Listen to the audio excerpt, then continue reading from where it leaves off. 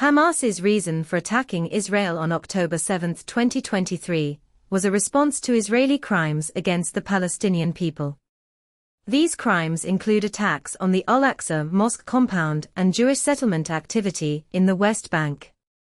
Hamas also wants the release of thousands of Palestinian prisoners in Israel, and an end to the Israeli and Egyptian blockade of the Gaza Strip. Hamas has waged several wars against Israel, firing thousands of rockets, and carrying out numerous other attacks. Israel has also repeatedly attacked Hamas from the air and deployed troops to Gaza in 2008 and 2014. The report, titled Our Narrative, Operation Storm Al-Aqsa, which aims to refute Israeli claims, states that Operation Storm Al-Aqsa is a necessary step and a natural reaction to Israel's plan to eliminate the Palestinian struggle, confiscate land, Judaize-Palestinian land and buildings, seize full control of the Al-Aqsa Mosque and Palestinian holy sites. History recorded. 1.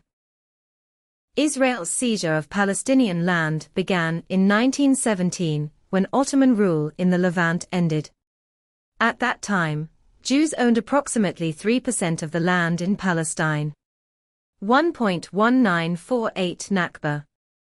On May 14, 1948, the British Mandate ended and Zionist leaders announced they would declare a state, sparking the First Arab-Israeli War. Zionist gangs expelled approximately 750,000 Palestinians and seized 78% of their land. The remaining 22% was divided into the West Bank and the Gaza Strip. 2.1967 Nakba. During the June 1967 war, Israel occupied all of historic Palestine, including Gaza, the West Bank, and East Jerusalem, the Syrian Golan Heights, and the Egyptian Sinai Peninsula. 3.1980 Israel annexed East Jerusalem.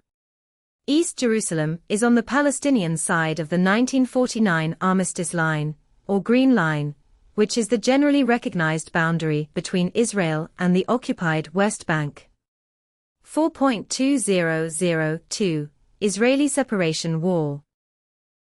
In 2002, Israel began building a wall that stretches more than 700 kilometers, 435 miles, across the West Bank, dividing villages, encircling towns, and separating families from one another.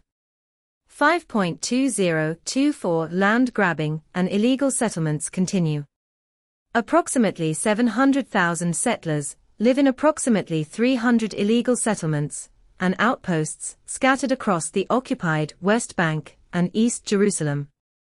The Palestinian struggle against occupation and colonialism did not begin on October 7. However, it began 105 years ago, including 30 years of British colonial rule and 75 years of Israeli Zionist occupation. During these decades, the Palestinian people have suffered all forms of oppression, injustice, deprivation of basic rights, and apartheid policies.